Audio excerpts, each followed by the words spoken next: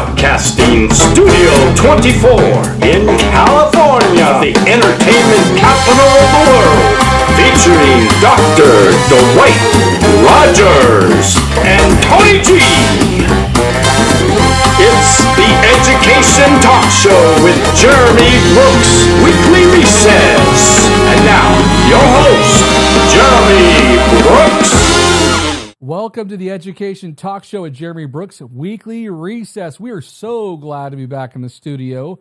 We're in Studio 24 at Brooks Broadcasting, and we have an incredible show for you tonight. We got some interesting conversations. We're going to have some fun in a little bit, but joining me, as always, are our senior education contributors. We've got Dr. Dwight Kofi Rogers in the house. Happy New Year, everyone. Happy New Year. Welcome back. Welcome back. The boys are back. Oh, buckle up. It's about to get real. Yes, it is. And, of course, you got the fabulous Tony G. What's up, guys? Happy New Year. 2026. It's going down. The goals are in action. Let's go. Let's go. Oh, yeah. Well, tonight we're diving into some major shifts in education across the country. Actually, really around the world, there's a lot of interesting things happening regarding education. So, both here in the U.S. and around the world, you have screens. Screens is sort of like the major topic tonight. I would say that's kind of the theme, phones and how students are actually learning. So, across Europe, countries are stepping back from screens. We'll talk about that. And then here at home, states are rethinking phones, but also screen time as well and classroom technology. And educators everywhere are asking the same question. Have we gone too far with screen time, with students, bringing them into the classroom, the tablets? So we'll discuss that. But before we jump into the headlines, we're going to go ahead and check with our panel and see how everyone's holiday break was. It seems like we had an amazing break. There's some New Year's resolutions potentially we'll get to in a second, but how was your break? We'll start over here with Dr. Rogers, and then we'll talk about New Year's resolutions because it's a new year. Right. New Year's was wonderful. Spent some wonderful time with family. Enjoyed, just being able to connect and just have that fellowship. And then I went down to Rosarito for New Year's, and had an opportunity to kind of just center myself and get in front of the ocean and just reflect, and it was just wonderful. Had a great time. So how about you, Tony? How was it for you? Well, it's funny you ask me that. No, actually, I had a good holiday break. You had a lot of comedy. A lot of shows. I was out doing stuff. But I do have some serious resolutions. Oh, yeah, because, and here's the thing. For our viewers at home that don't know this, I'm jealous because we have probably one of the most fit panels in education. Dr. Rogers and Tony G. I mean, you guys are really good about taking care of yourselves, getting in the gym, working out, doing the Zumba. I don't want to brag, but I got an elite athlete's heart rate right now. So that's what my doctor said. So, Yeah. Well, and you're saying how many? Shout out to Zumba. I mean, how many? If you were to do, say, with the elite athlete's heart rate, I mean, if you were to do, say, some push-ups, how many do you think you got? You know what? I've done probably already like 200-300 push-ups. 200-300 today. Okay. I'm doing twos, but right now I'm gonna do some for you guys to inspire you. To really? Show everybody You'll get down right now. You're going to show us worldwide, in the studio. Here, I'll hold your jacket. My jacket's I got your jacket. Okay. This is planned. Okay. I'm holding his jacket. You're going to do, okay, so how many are we going to try to do here? Well, the thing is, you just don't know until you're going. And for our viewers at home, okay? Guys, it's happening right now. This is for teachers, guys. Classroom. These are called mini exercises. Right. Okay? Watch out. Okay. Here we go. All right, so let's go. Here we go. How many we think he's got? I think he has about another 200 in him. Another 200. Okay. All right. Count for me. Here we go. Okay. One, two, three, four, 5, 6, 7. 67. He can go. 60. Wait, 6, 7? 6, 7. 6'7". 6'7". He's saying at home, he's not doing it right. 150. I learned this style from my physical therapist, Mark. Wow. 185. Oh my Thing is, goodness. I'm working 190. The muscles, the pectorials. 200. What is this? Wow. Wow. What does it have to do with education? PE. Come on. Incredible. Incredible. All right, let's get this. That seemed like here we go. That was incredible. Hey, I think he did about 6'7". By 6'7" is what he did. 6'7". I wanted go. to ask you though too. So you were in the military, so you're Absolutely. familiar with pull-ups and push-ups. Yes, yes. How was his form? His form was excellent. He had his arms tucked in. They were squared. He went all the way down, came all the way back up. You know, he kept his back straight. Excellent job, Tony. Appreciate it. It's the dragon energy that fuels me that I got from Arnold Schwarzenegger. What can you say? Well, I've been doing a lot of pull-ups, but I've been doing pull-ups over the break of like, you know, pulling donuts to my mouth and bags of chips and things like that. I am very proud of it. It's honestly to maintain this physique, it's not easy. Okay. It takes a lot of guts, okay, to maintain this fabulous dad body of mine. Okay. So, I mean, I would be giving in to go to the gym, right? That would be giving in for me. But, I've got, honestly, it's like, you know, you talk a lot about dragon energy, which I love, but I've got rebel energy. Okay. All right. I like it. I dig that. And I love and it. You look like a young dad. Yeah. A young dad bod. Not 55. Like an older dad. Mhm. I'll give you a 45. Man. Oh, I'll take it. Dad bod. He is 45. right.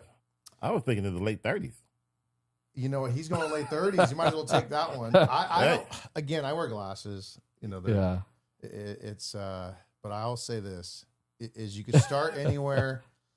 We got to do something. We got to have goals. Well, I'll tell you this, We gotta okay? have goals. So you guys are both off by a little bit, not much. I'm actually 23. 23 years old. Okay. Okay. Yeah. Okay. Okay. I'm doing okay for 23. Now you're Hey. fooling, Jeremy. Hey. You're just fooling. I'm just now. He has the Playing. Benjamin Button thing going on over there. I'm just goofing. I'm new boot goofing over here. Well, anyway, we're going to have a fabulous show. I was believing it. I was like, maybe he is. I don't know. You know, we could be, who knows? I mean, I could be 85 for all you know. Yeah. I just take really good care of myself. Yeah. My Latin skin, avocado creams. You know, Avocado cream works. Okay. you know what I mean? I need to And try the that. Zumba, though. The Zumba. I'm You gonna do a tell lot you of guys, Zumba. that's back to what I was saying. Yeah. My resting heart rate. Okay, true story. Mm-hmm. So again, proofs in the pudding. Okay, started back in September. It was the normal range. It's like 60 to 100. You Mm-hmm. don't. You want to be more on the 60 side. And I was at 70, Mhm. probably 68, maybe. 3 months of Zumba, 54. Wow. Nice. No way. That's Yeah. incredible. So the doctor said that's elite. I said Mhm. I'll take it. Nice. Everything else might not be elite about me. My Mhm. heart rate is, Yeah. So hey, maybe that's what we should do. An event in the Olympics. Who's got the best heart rate? Well, Oh. your It's push-ups. exciting, right? Yeah. Push-ups for were it. excellent. Your push-ups were excellent. I appreciate. I need that for 2026. Let's all push each other up. Yes, let's Mhm. push each other up. I like that. Okay, that's my coin. That's mine for copyright. You know, I'm kidding. that's yours. Well, you guys are both doing great for your young age, and again, I'm jealous. And you're very inspiring, and you got me wanting to go to the gym Okay. to take care of myself. So that's actually part of my New Year's resolution, inspired by both of you, is to try to get in the gym a little bit more. So Okay. I'm going to do less pull-ups of chips and donuts and things like that, more gym pull-ups. There you go. So I'm Earn your headed there. chips. That's how I look at it. Right. Earn your Right. chips. I'm actually gonna get Shake Shack on, which is tomorrow, Friday, Uh-huh. at Mark Maple's Dark and Darker show. Oh Oh, wow, nice. So Congratulations. he was on our show recently. yeah, and he said hello and let you guys know that Mhm. he's been out doing his thing. He was on Good Day Sacramento this morning. Okay. Wow. So that's what we'll be over there Mm-hmm. tomorrow. So guys, get out there, and I'm promoting my buddy Mark Yeah. Maple. So where's this at? This is going to be in Sacramento. Okay. off of Arden. Okay. And the show, Yes, I believe the show is it's a late show, 9:30. Okay. 9:30. 9:30. What was the place called again? It's Punchline. Punchline. Sacramento. Oh, Punchline. Okay. Punchline, Sacramento. Cookie 9:30. Williams is on it as well. That's Oh, gonna be a good show. we had her I'm gonna on too. Right. Yeah, and then a host of others. Uh-huh. My buddy Steve Eddy, also really funny guy. He's another. Again, I'm saying all this. You got me hooked. I 2026. might even just. Hey, I might what did I show say up. earlier? Push each other up. I'm pushing up Mark Maple. Nice. We could. Yeah. I don't know. We could possibly do another field trip. We did one before. Right. There you go. So- Hey, it sounds like we might be ready. Yep. First one in 2026. Yeah, because we did one before, and Yes, it we was did. fun. It was good. It was a great night. We do. Tell me something Yeah. good. We Okay. will. We'll take the school bus. There we go. The electric school bus. Yeah. Well, hey, listen, we got a great show tonight, and I cannot wait. I missed being in the studio with you Yes, guys. Yes. It was nice to relax. I was at home just kind of doing nothing and spending time with the dogs. So I told you Okay. guys we had puppies. Right. We got a couple puppies, so we hung out with them and did a whole lot of nothing. So it was nice to just slow down and prioritize being at home for once, because usually we're on the go. Right, right. We're everywhere. So that was nice. I like the beard though. Yes, thank I like you. the beard. It's funny because, I've debated, it's a new year, do you cut it? Do you not cut Right. it? And I almost took the scissors to it, and I decided not to right at the last minute because I thought you were going to have your beard, but now I'm here, and you surprised me, and you look It's a new good. year. It's a new Yeah. year. I'm trying to lose, a little bit of the facial hair. Sometimes when it's long, Uh-huh. you spill things in there. You lose. I lost some keys in there. I'm like, I gotta shave it up. I've been growing this for 3 weeks. Uh-huh. I can't grow beards. It's sad. My Yeah. brother can. He's got a big beard, Uh-huh. but he is bald too. Okay. So there's a trade-off. Yes. You yes. know, if you ask me, okay, I'll take. No, I'm kidding. Uh-huh. But beards is something I tried. Remember back in the day of high school, you're like, oh, I get that little, you watch out, right? I had a beard at 13. Yeah. See, I was, and that's why no one took me to the dance. I didn't go to the dance. Me 'cause- too. I was Really? like, I was a 13-year-old with a beard. I was Well, like, that's true. it was rough. It can be a little Yeah, intimidating. it was rough. It was like, I don't know. They're yelling at me back there in the control room. They're saying, you guys need to move Going on. off the rails 2026. They had no idea, by the way. So we got a control room. We got a team in the back. They had no idea we were doing push-ups. So they're like, you went way off. And this is what we do. We just go off track. But that's all right. We're going to start a fun. push-up craze. And then what? When everyone's getting healthy. There you go. Well, we better get back on track because we're Okay. in trouble. Okay, got trouble. Orders received. So let's get into the education news tonight. We're live again from Studio 24. The bell's about to ring, so let's get started. Okay, so the headline, how the phone ban saved high schools. This is interesting because we're starting to see these phone bans throughout the country, throughout the nation. But there was, and this is one of our top education stories tonight. And it does come from New York Magazine. An education journalist, Anaya Camontes, hope I'm pronouncing that correctly, recently published an article arguing that strict phone bans have actually saved the high school classroom. And one of the things that she reported is that students are more engaged. They're interacting more. They're reporting that they are having a better experience in the classroom, a better learning environment. They appreciate the interaction. There's increased focus, increased engagement, fewer discipline issues, and tied to distractions. Again, a lot more face-to-face interaction. Teachers are describing it as a calmer classroom. Administrators reported fewer daily conflicts, and students, even those who sort of raised their fists at it, who were upset about it, they're kind of in favor of it now, Right. and so they're feeling like learning could be more manageable, and again without phones constantly pulling their attention. And the interesting thing is that a lot of states across the nation already have laws on the books, or that eventually there's going to be laws that are banning phones, and so it's a big movement. But the thing is, though, is we're already seeing the benefits of states that have done it. New York, it went into effect, I think, a little bit earlier on, or like around September. Right.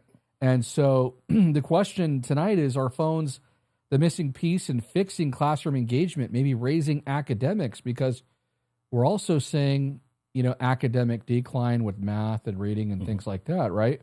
So I wanted to start with Dr. Rogers. From a district leadership perspective, do phone bans, do you think they actually work if they're enforced maybe consistently? Because I think that's the key thing, right, is the consistency. Right. It's about culture. It's not so much that phones were ever the issue. It's about creating a culture of normalcy. So when people were fighting about, hey, let's take the phones away, now you're arguing about an issue. But when everyone gets on the same page on agreeing that we're not going to have an interruption and now we can focus on the academics, then you have that normalcy of culture of teaching and learning, and no one's debating it. So yes, you're going to have, we had that uproar at first, talking about, I don't want the phones, but now people are understanding that this is the new norm. And so everyone's bought into it, and now you can engage or have engaging classrooms. However, you do realize that, the teachers have to actually teach and be engaging, because now you have the phone and you can't argue about a phone, if the classroom subject matter is boring. So you have to have that engagement in the classroom still. You have to be able to, now use that time wisely. Yeah, I think Dr. Rogers, you raised such a good point there. And it kind of goes back to, look at attention spans these days. I mean, if you think about movies years ago, right, way, way back when, in terms of like shutter speed and cutting from clip to clip, it used to be that there was really long clips. Right. Watch a movie from the 1930s, like Mr. Smith goes to Washington. You look at those old films from the 30s, attention spans back then may have been different than today, where we have the instant sort of, 2-3 second or even less, right, scrolling. And so attention spans, it's totally true. They've adjusted, and that does mean that, teachers, you really got to bring it in the classroom, right? Right. So. One more thing, the thing with technology, and I know we're going to talk about this in another segment, but technology is not the enemy. It's how do we use it? And how do we incorporate it and not be lazy and not take these shortcuts that minimize interaction? So when you take the phones away, now you can have that interaction going on, and you're allowing the brain to do what it's supposed to do. You have the different synapses in your brain, and you have the electricity that's going off. But when you're looking at the phone, it slows it down, it stops, and that human interaction is not there. So now the human interaction is back into effect. Yeah. And so, Tony G, just kind of thinking about, I mean, if we do take the phones away, which we're already starting to do, and we're starting to see the effects of that, but I mean, you think students, because they have devices too, a lot of districts nowadays, they're one-on-one. I mean, you think maybe instead of watching Snapchat on the phone, they might be just adjusting to Snapchat on the device? Yeah, they can. I mean, that's kind of a tough thing to completely eliminate, because you have also, every district has a network, Teams or another program. And so, you're constantly trying to stop something that's inevitable, right? Because we're talking about communications. Yeah. That's what kids want to do. They're going on all the social media platforms. You have chat rooms everywhere. So, I think there's some validity to taking phones and not having phones. The trick is just trying to get through legalities of it. Every state, people are going to, especially with all the volatility going on with shootings and things like that, right? You're talking about parents that aren't going to be okay with you taking their kid's phone. And so I don't know, that was something that as a teacher, they talked about, because I work in special education and working with emotionally disturbed, it was always something just challenging for every teacher from my perspective, what I saw. And if you just you try to get back to the old days. I remember I think you said it a bit ago. You said the teacher's got to be dynamic. Mm-hmm. Okay. Now you're talking about, in addition to this rule, okay, what are you going to do? Right. What are you going to do? Because I know, I mean, I have to try to be dynamic. I'm a comic, and I've had years and years of experience, but there's a lot of teachers that aren't dynamic. Right. Well, I wanted to ask him one other thing too. Yeah. So, interesting thing, taking away the phones, students, what do they do when they are trying to figure out how much more time they have in the lesson? They go to their phone. But now that they don't have their phone anymore, what do they have to do? They got to read the analog clock in the room.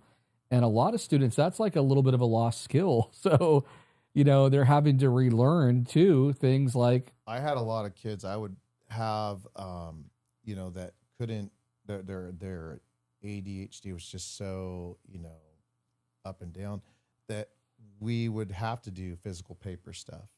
And even though that was something that a lot of, people don't want to do, but it's like, yeah, it's time consuming. It takes work, but it's like, depending on where you're at. In my position, I could afford to do that at smaller numbers, but huge behaviors. But having that option. So that's something that I think society's lost. That because again, it falls back to interaction, how well you communicate on the spot, out in public. Oh, here, fill this out, fill that out. That's a lost art. Yeah. Right. Speaking of lost art, and I think we're digressing just a little bit, but it's totally fine. But signatures, even writing in cursive. Right. I mean, and not due to the technology of the phones, but that's also kind of a lost art too, that some schools are prioritizing, especially junior high. They might be working on cursive or even some of the lower grades. But I mean, that's an interesting thing too, isn't it? That's one of those things that absolutely. But it goes with the neuroscience. When we look at technology taking over and making it more efficient for the brain, you're actually telling the brain that you don't need to use a piece of that brain anymore. And so some of it is patience and repetition and being able to do something over and over again. And so you're teaching the brain how to process information. But if you are using a computer or if you're using a phone, you're taking that part of your brain working away. So when you was talking about writing cursive, you're actually having the brain manually think about and apply the application of making something cursive versus hitting a button. So it's that whole piece of neuroscience that says, I need my brain to actually work and not just duplicate something that's seen. Because when you press a button, yeah, you remember it short term, but when you write something, that's in your long-term memory. Yeah, and then, it kind of gets to like, okay, there's the fine motor skills that are involved in that. Absolutely. And then also there's an interesting term in neuroscience that it's that the brain or this idea, this concept is plastic, meaning it can reshape and reform. And you talked about synapses, Yes. Those neurons can grow, and you have synaptic pruning, which can can actually sort of harden and create like more of a pathway for some of those skills that are maybe lost. So it is interesting. People worry about AI, but I honestly, I think people are going to be fine. I think we're going to be okay. I think so also, but think about our babies, for example. You just talked about synapses, and you talk about the growing aspects of the brain. If you are pushing a button, if you are looking at a screen, are you actually allowing your brain to utilize the tools necessary to grow? And taking those shortcuts, especially for our younger students, it could be, and research talks about how it's inefficient for them. Yeah. And there has to be a balance of being able to create opportunities for their brains to have stimulus. And when you are writing something, that's stimulus. You're taking your time, you're practicing repetition, and that is growing. Now, the computer is going to give you some repetition in another way, but the volume of it is going to be different. And so I think we're going to talk about it later in another section. But it's interesting how technology now is seen as, efficient, but it's not really changing scores. It's not really helping us grow or become smarter. So maybe going back to the old school way of doing things may be better for all of us. Push-ups. Push-ups. Push-ups, dude. Well, You and gotta do push-ups. we got comments coming in. So if you're at home, please make sure to comment. We'd love to hear from you. And of course, some of the comments we have, one of them is coming from Dr. Rob Martinez, Papa Rob. Dr. Rob. We love Dr. Rob on the show. Dr. Rob. He is one of our regular guests, and I'm proud we have He's a a couple legend. of his books over there. And by the way, shout out to him. He has an incredible book that's getting ready to come out. I think it's a second edition Yes. of his book called Sparkle and Shine. And we're able to frame over here. I'm not sure if you're able to see it in the camera. Hopefully in the back they can kind of get that view for you. But we've got his book over there, Sparkle and Shine, Never Forget. But Dr. Rob has also written other books like Recipes for Resilience. And he was a school psychologist, but also worked his way through administration, was an acting superintendent, and he's retired. And we appreciate him. But Dr. Rob had mentioned that good teachers often use different modalities, and that is so true, right? I mean, as he had mentioned, different modalities. So it's like, teachers, good teachers, especially our special education teachers, know this. We're differentiating instruction, right? We're meeting students where they're at. And so those are important things to keep in mind, especially for our students as we're adjusting and there's the less screen time and all that stuff, Absolutely. right? Yeah. Oh yeah. It's funny because I get both sides of arguments and doing less technology, more. There's a trade-off. I mean, teachers, I know for a fact, I was doing this so long, like they would have a hard time trying to get away from technology because the numbers in a classroom, along you throw in IEP reports, due dates, it's a mounting pressure, which is why we're dealing with teacher shortages and stuff like that. Oh yeah. So, but I've always said as an educator, you have to have that differentiation, understanding everyone's a different learner. And then also vice versa, teachers are all different. And I used to always try to help the kids understand that part too. Not everyone's going to be. Wait a minute. We shouldn't standardize absolutely everything and everyone teaches to the test. Is that what you're saying over here? I mean, there's countries that have tried it. It didn't work out too well. But, Yeah. But Well, I don't know. It's crazy, right? What do we do? Follow the data, right? Yeah. Isn't that what they say? Follow the data. By the way, the interesting thing is, as we're talking about teaching to the test, what's going on? Ed, our mascot over here, he's falling asleep in his chair. I know. I was boring for a second. I'm sorry. Ed. I'll tell more jokes. No, hey, you're crushing it tonight, especially with those push-ups. I'm telling you, man, that is one thing. I'm also trying to do pistol squats. Oh. I'm gonna try not to blow my ACL out. But if you, and again, back to kids, like getting kids outside, active. That's another thing no one talks about. Kinesthetic learning. Right. How can we figure out how to blend physical activity in classrooms? Yeah. Gallery walks. Mini workouts. Yeah. Again, this is a complete change of traditional teaching, but I mean, let's face it, look at our society, and we're not the same society. So we got to look at things like this. There are a lot of great Kagan strategies too, by the way, that can be used where students are getting up and moving around and interacting, and it's more kinesthetic. So that's more active. But the interesting thing is the screens, they are, cell phones are they're one piece of the puzzle, when it comes to student learning. And, it takes us to, another segment tonight that we're going to do, our feature segment. And so for this segment, it is returning to books, the global shift away from screens. So this is an interesting thing, an interesting development.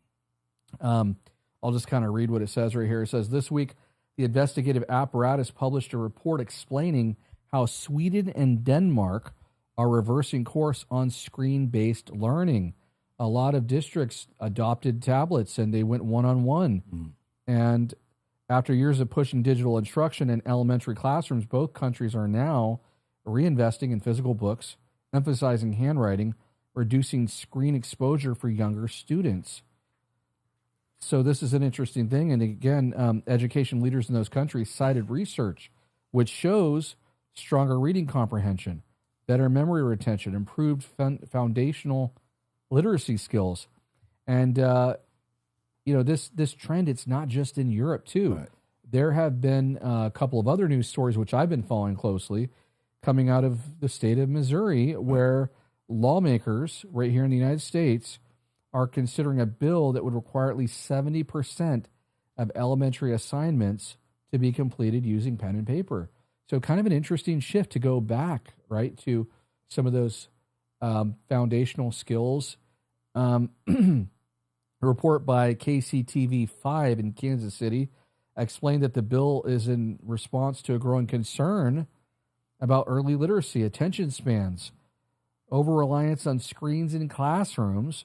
And so tonight's big feature question here is, have we overcorrected with technology, especially with our younger students? And so, Dr. Rogers, I mean, I know you're at the district office now, but you've been a site leader too. Right. Were you at the elementary level? Yes, I was a principal at the K-8, and I can say that we treat it sometimes like a punishment, but we can look at it, again, for the adults, looking at it and changing our mindset to say, this is protection. Mm-hmm. We are teaching kids how to click and swipe before we teach them how to read and write. That's not okay. That was smooth, by the way. I try. And what I mentioned earlier about the repetition, we have to understand how the brain works. And it's flashy and it's efficient, but you're missing out on those fundamental skills. And fundamental skills are sometimes just not flashy. We can use a basketball analogy. Mm-hmm. Basketball, we're familiar with it. San Antonio Spurs, great team, won many championships with Tim Duncan, but they weren't flashy. Practicing fundamental skills and getting things done by working as a team and collaborating and understanding what to do helped them become the champions that they were. But, you have vendors and people coming in, pushing their products, and they want to sell, and they have a business, but our kids are being auctioned and they are being pushed to the side for that capitalist dollar, because we have to sell these products, but these products have nothing to do with the fundamental skills that helps kids learn, and so that's what I'm so happy to see, that people are going back to what actually works. Because think about it, we've been trying to close the achievement gap for how long? Mm-hmm. And the needle has moved how far? Opposite direction. Exactly. So, and what's changed in that time period? Technology. Mm-hmm. So if technology has caused us to either stay in the middle or go back or regress, then why are we continuing to use it? Because that's not good business. Speaking of great points right there. I love everything you just said. And by the way, you could take what you just said about swipe, and how did you say that again? Oh, see, now you want me to repeat it. Oh, no, hey, it's good. Kids are learning how to click and swipe before they learn how to read and write. That's good. That could be a song. That could be a song. A patent that. There you go. That could be the chorus. You heard it here first from the Education Talk Show with Jeremy Brooks. That's right. Tony, the interesting thing here too is that, going back, you talked about history. Think about the timeline. Interesting that some districts were going one-on-one pre-COVID, right? Mm-hmm. There were some that were kind of ahead of the game, and then COVID hit, and then the school districts that didn't have tablets, it was a really difficult situation during the pandemic because students were getting packets, and I was like, what do we do? How do we adjust to this?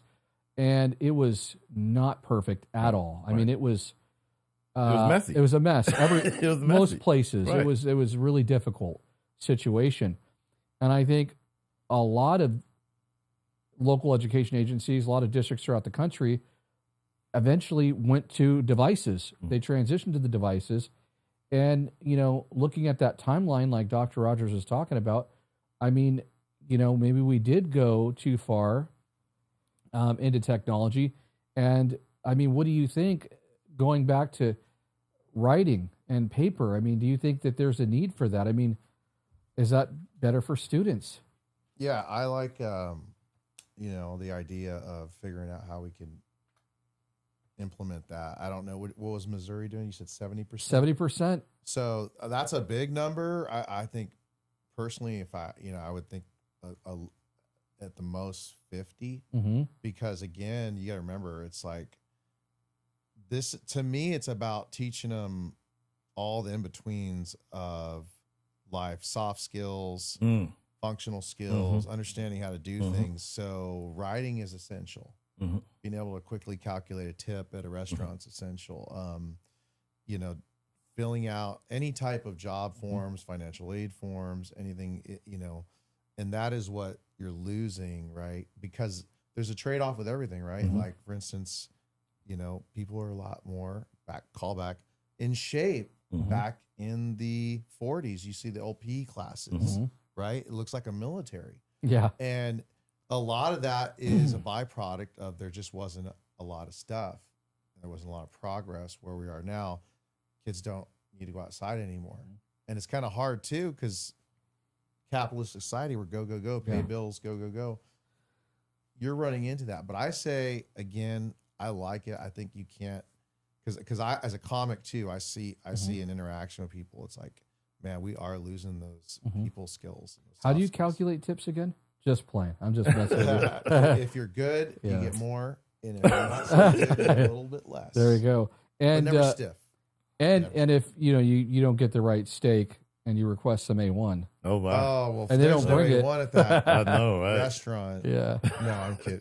Yeah. Then you got to get your A1 education. Absolutely. On. Yeah. Absolutely. A1 education. Such good points right there too. And I mean, we did sort of historically, when you look at education, it's kind of in waves, right?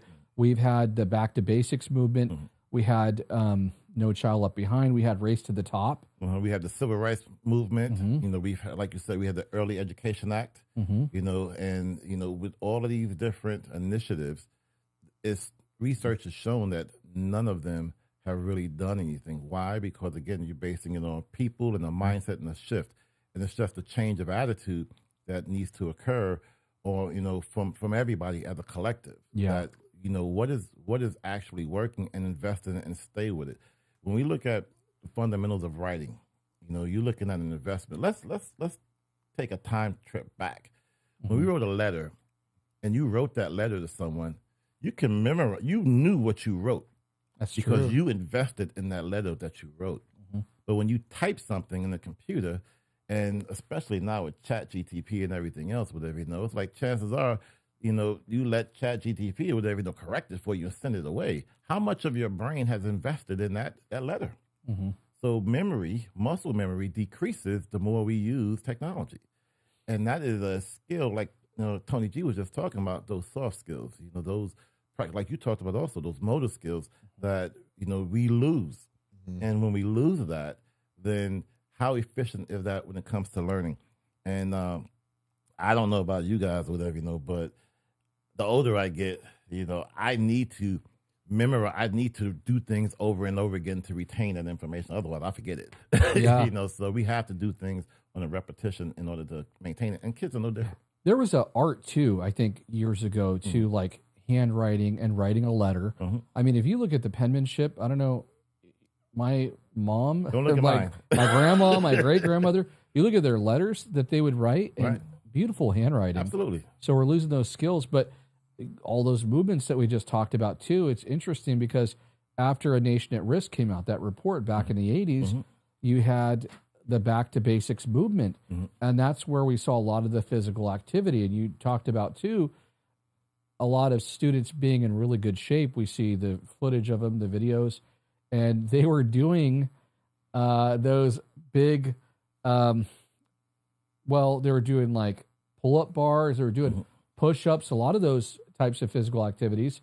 And it's an interesting thing that maybe there is a need to go back to basics, but maybe we should do a balance too. Absolutely. And it's such a good point too that you made regarding, it reminds me of Dwight D. Eisenhower, when he left office, his final speech. He talked about the military-industrial complex. A lot of irony because he was a general, 5-star general prior to becoming president of the United States. But there is a sort of a ed tech industrial complex, so to speak, potentially, Okay. right? And that could be kind of impacting, as you said, and you guys both kind of alluded to that, the sort of the capitalism that's kind of coming into play. Absolutely, yeah.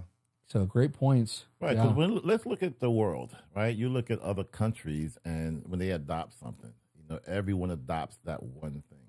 But in America, because we have such a smorgasbord of cultures and people and ideologies, it's hard to decide and figure on one thing. But what does everyone, not everyone, what does the majority kind of settle on? Capitalism. So we want to sell this product or we want to sell that product. And that product oftentimes is not what's best for kids. It's not what's best for students. And it frustrates people because when you have educators who are in the trenches and who really are invested in our kids, they know that these fundamental skills are important. They understand the importance of being able to have the basics. And what do we always talk about? These kids are graduating and they can't what? Read or write. Yeah. They can't read and write, but they can click and swipe. And that right there tells you that we are really helping our kids just not reach their full potential. So if we take some of that stuff away, like I think, Jeremy, you said it earlier, have a balance. Babies 50-50. Should not have 6'7". all of the tools, Apologize. at their disposal without being able to learn some of those fundamentals. Yeah. Absolutely. You guys are so funny. I love you guys. It kind of has me thinking too about maybe we need to slow down and read a little bit. Absolutely. And there's some incredible authors out there. Yes. One of them in particular, in fact, wrote a book that could be used in the classroom. What do you have in your hand, Jeremy? Well, I have this right here, and I love this. Hopefully we can get a zoom in on this. So this is a magazine. This is a leadership magazine. Okay. And what I love is if you open this up, because speaking Wait, about... Who wrote, what magazine is that? This is the leadership magazine from the Association of California School Administrators. And where did it go? And it goes all over the state of California. Okay. A lot of educators get this. Okay. But the interesting thing is if you are shopping for ideas sometimes, right, for good ideas to bring into the classroom, you can sometimes get a copy of this magazine. And what's interesting is if you turn just this first page right here. Wait a second. We see, what is this? Wait a minute. Kofi. Is this AI? What? Check this out. You haven't seen this yet? No. This is real. Look at this. He's right there. How did you do that? How much did this cost you? 6'7" is what it costs. 6'7". That is nice, dude. Holy cow. So if I may, Please. So if I may, so when you pick up the leadership magazine, and you turn inside, you have QR codes. Now these QR codes, each of them have specific messages. There's a Malcolm D. Lee. Malcolm D. Lee is an author, also a screenwriter who wrote movies such as like The Best Man series. And this QR code is for parents and our guardians. And this one is for students, student-centered. And this one is for educators, because I want everyone to understand that everyone can get something from this book, because it's not just a book, it's a toolkit. It's an opportunity to engage with students. It's an opportunity for educators to have some professional development and learn some specific tools for themselves so they can engage and reach and talk to students in a way that is meaningful and relevant. I tried to make sure that it was a holistic approach from the things that I didn't receive as a student. And then I spoke with some of my students that had graduated with me, and I asked, hey, what do you think? And so with all of that data and all of that feedback, I was able to put together this book. And I hope you take a moment to pick it up, read it. If you want me to come out to your school district, if you want me to come out to, wherever your nonprofit or wherever you want me to go, I will be there. We can do some professional development. We can talk about it. We can engage kids, and we can make some things happen so people can come together. So I think, and the one challenge though is, you're already getting booked. You're already going all over the country. Yes. So call soon, right? But absolutely. Here's the thing. I don't know about, if you agree with this, that suit is so sharp. Well, everything, the entire, look at that. That's dragon energy right there. That is saying, I believe in what I'm doing. Mm-hmm. And Kofi has already been doing what he said he's been doing for years now. And I look at this right here and I'm thinking, dude, this is how you do it. This is how you impact lives. This is how you get into educators' minds and show them the pitfalls. Right. You know, that's the thing is like, I had a mentor as a teacher and he was awesome. His name was Rick, and he's still alive. I know I'm talking like he's dead. Rick, you're out there. He's probably at the casinos. Sorry. But he's a great guy. We still talk to this day. And mentorship. See, that's a big thing that Absolutely. I take for granted, you know, because I had one of the best of the best. So right here is another one. So if you don't have a mentor, guys, get on it. If you're a young teacher, there you go. Right. And if I may, just for one moment, I want to explain what the logo stands for. It says change the narrative, don't let the narrative change you. But the bird is a Sankofa bird. It's a bird from West Ghana, and it stands for go back and fetch, meaning that go back and bring something back. Always remember where you came from. So when we talk about those fundamentals, we talk about those skills, don't forget about those skills. Don't forget about those fundamentals because they're so important. We can't just go into the future without bringing something from the past. And it sits on a book of knowledge, because we always want to stay learning. It doesn't matter how old you are. It doesn't matter if you're, you know, TK. Doesn't matter whether, you know, if you're a pre-med, you know, or senior citizen, you're always open to learning. And then the roots, again, your ancestry, your history, and having those connections, because we all need a village. We all need a village to help us stay rooted, grounded, and have that fellowship to rely on. And so with all of these things, I top it off with the seeing eye, the eye of discernment, because we all have those instincts. Some people call it spider sense. Some people call it dragon energy. Some people call it, you know, knowledge. That discernment tells us what's right and wrong and the direction that we should be going. So that's the logo that was behind this book and the inspiration behind it. And I'm so happy that Jeremy, you gave me the platform and allowed me the opportunity to be here and share my story. So thank you so much. Well, you know, thank you. No, thank you for writing it and for all that you do, of course. And it's interesting because we were talking quite a bit over the summer as you were working on it. And Dr. Rogers, he was teasing me because he was sending me like this cool stuff. He'd send me like parts of the book. And this is a true story. It's summertime, right? So what are you doing during the summer? You're like out being active. You're hiking. And I'm really on a hike, okay, up in Lake Tahoe. But I'm still getting phone messages. And I'm literally stopping the hike. Okay, hold on, guys. Hold on. Dr. Rogers just said... I'm looking, I'm like, oh, this is good. And everybody's like, come on. What are you're holding? And I'm holding everybody up. And I'm like, wait a minute, hold on. This logo, look at the logo, guy. And I'm like, it means this. Look at all the symbolism. And so I appreciate it. And of course, you know, after talking, you know, we had to get you on the show. And so we're so thankful that you're a part of the show. I appreciate it. Thank you. And of course, Tony G as well. Oh, thank you. Yeah. It's funny, this summer we were following Tony G, and he was just doing an amazing comedy tour. Yes. So I was looking at that while I was on the hike, too. Yeah? Yeah. Well, dude, hike, you got me beat on Zoom. The hike is insane. Yeah. I'm not doing that. That's a great workout. It wasn't much of a hike, but it was a hike for me with all the donut and chip pull-ups I've been doing. So there you go. Yeah. My military days, I Here's hiked some more enough. hikes. 2026. We're gonna get some hikes in. We'll get you with us. All right. No, So, you won't. You know, I left the Army behind me. My hiking days are all done. right, that's fair enough. Well, we got about 10 minutes left. I do want to plug something real quick, though. This is kind of cool. I want to grab it right over here. Let me see if I can get it. We can get this on camera. So Robert Hinchliff is an amazing educator.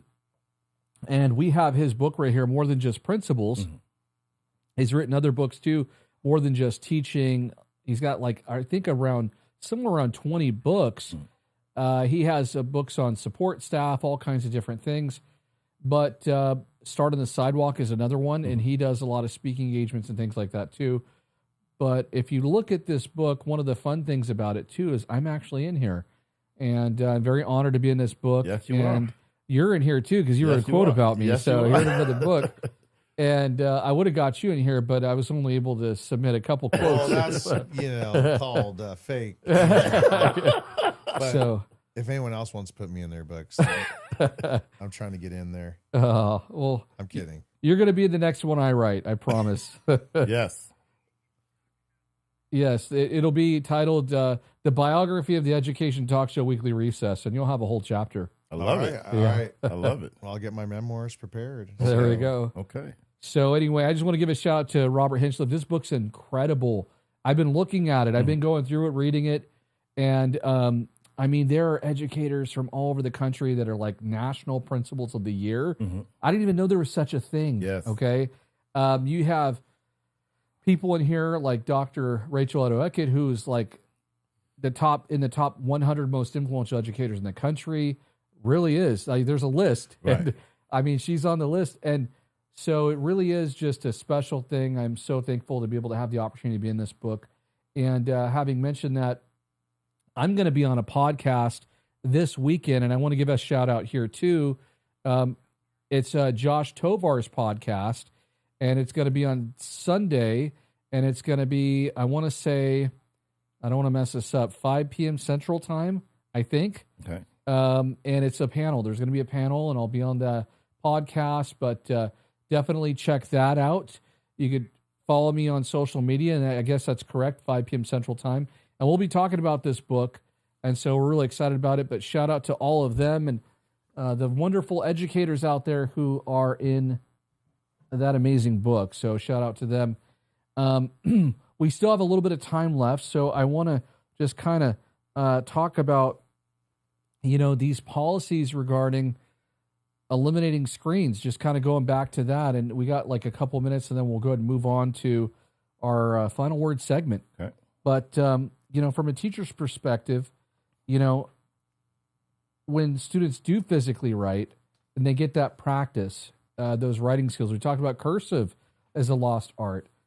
And we talked about, possibly being able to retain more information, because it is true when you write a letter, it really does kind of stick, right? So is that something that you think, and I know you mentioned 50-50, right? Maybe half the time students could use devices, maybe half the time they're potentially, using some writing. Less And there's time. models, if you want to look at even like special education, you've got levels. You've got RSP, you've got SDC, and then you have general ed. And obviously they're not all the same, or else they wouldn't be different. So you look at same model pattern, maybe you have students that are mature enough to handle a cell phone.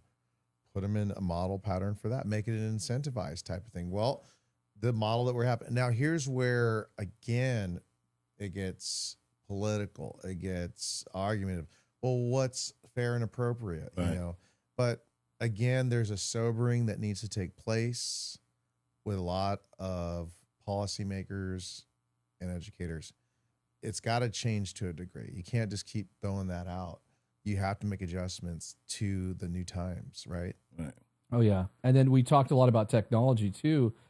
And Dr. Rogers, I mean, do you think that districts, do you think they feel pressure to try to implement some of the technology? Absolutely. Absolutely. There's a lot of pressure because we're talking about, again, efficiency and, doing things quickly.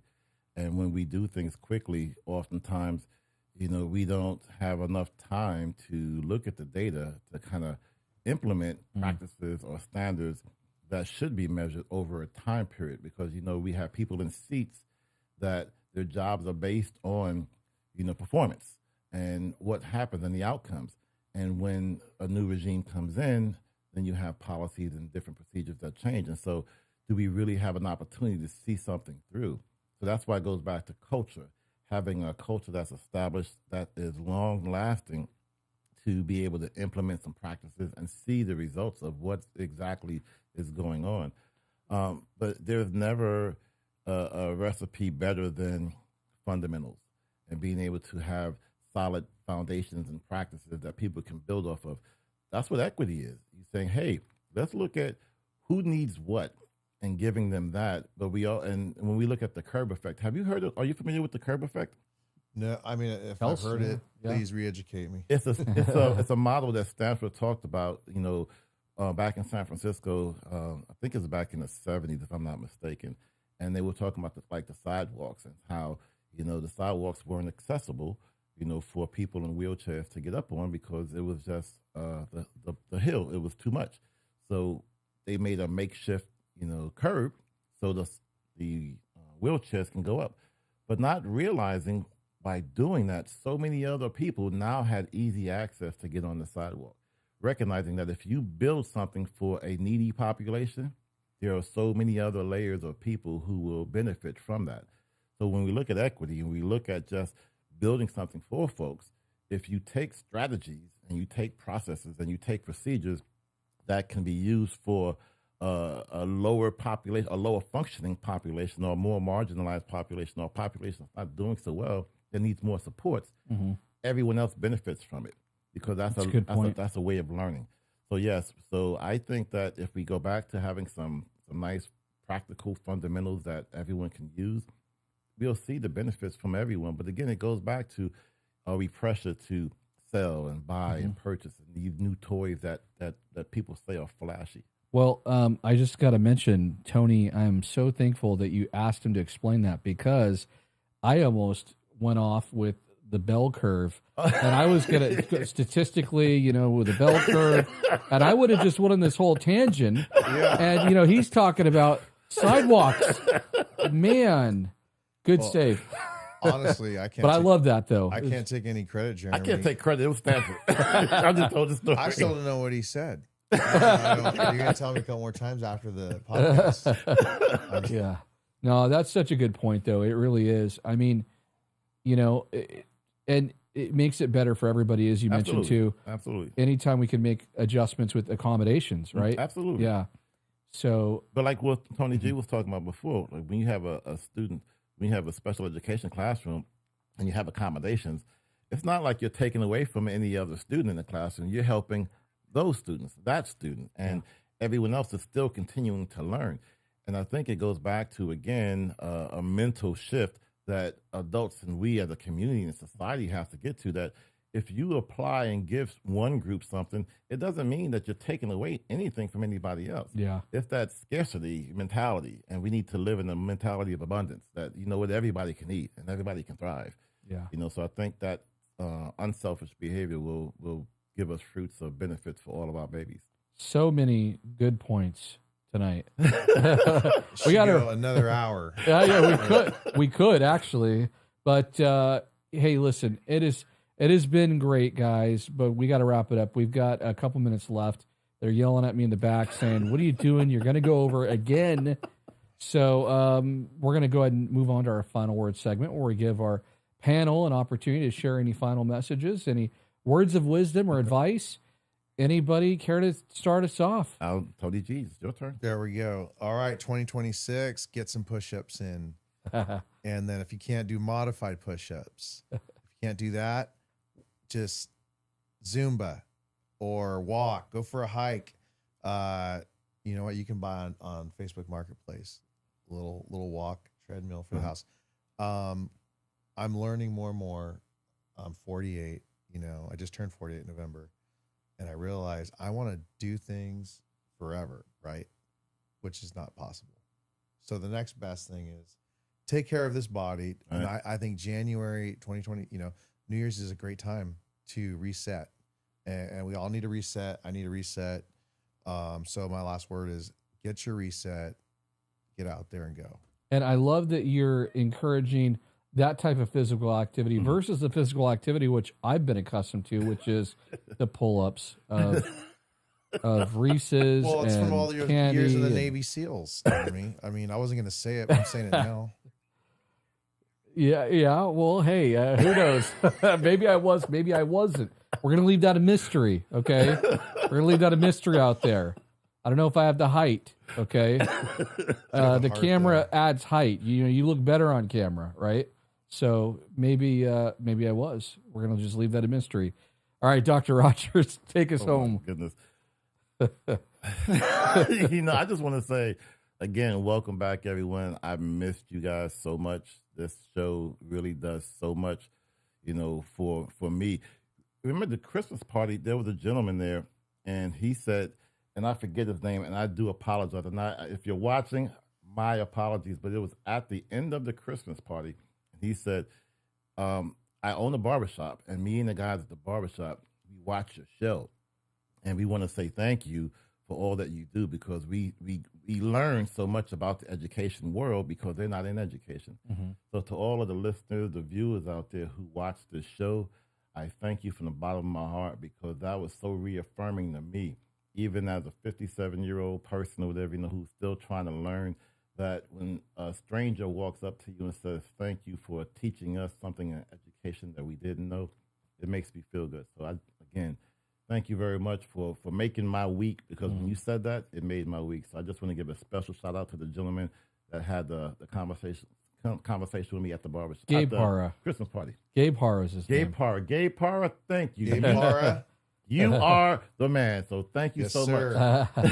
Barbers know what they're talking about too. So absolutely. I'm gonna take Absolutely. this as a medal. And I have one more thing. So again, in addition to the book that's out in February, I will be in Oakland at the Black College Expo doing the book signing, and also just sharing the message. Again, the mission, we are on the journey. So I'll be in Oakland, and I'll be visiting a couple other cities in Chicago, New York. See, I told you, he's all over. So again, if you want information, go to the website.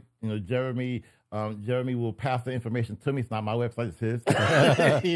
And we will definitely, make sure that you get more information about what's going on in the world of changing the narrative. So thank you. Awesome. Well, thank you guys so much. We appreciate it. We actually, who knew we had fans out there? People actually watch this show. Absolutely. 1.5 million viewers. Yes. Watched our channel from around the world, and it's incredible. 47 countries. I got to show you guys the data later, by the way. It's fascinating. Wow. All over the world. I have some data. There's a breakdown. It gives us city by city breakdown. And to see how many viewers we have in like this country and that country and that, it's like, it blows Come my on, mind. New York. I need you You to gotta watch. I want to give shout outs on stage now. I got to give some credit where credit's due. You're going to have to tell me who the number one cities are. If it's not New York, I'm going to be disappointed. Well, it has been an awesome show tonight. We did go over a little bit, so we're in trouble from our team in the back, but that's okay. I think if we learned one thing tonight regarding technology, there needs to be a balance, right? Yes. I mean, we talked about the 50-50 split. Is it 70-30? Who knows, right? 6-7. What the split is, 6-7. Sorry, Could be 6-7. that was childish. But it's been a great show, and we do need to make sure that we're taking those things into consideration, and we do need more opportunity to go back to some of those basics, right? Absolutely. But around the world, leaders are rethinking digital learning, and especially here in the United States, and sometimes the most powerful tools in education are still just a book, a pencil, and focused classroom. Right. The future of education, it isn't about going backward. It's about getting it right. And we want to thank you for joining us tonight, our viewers at home and our viewers around the world, and our fans, of course, like Gabe. Yes. Thank you so much. We appreciate you. Thank you to our team in the back. Thank you to RG for keeping the graphics amazing. Yes, sir. And then again, shout out to Dr. Rob. We appreciate you and everybody else. Have a good night. Take care, folks. Have a good night. Thank you, guys.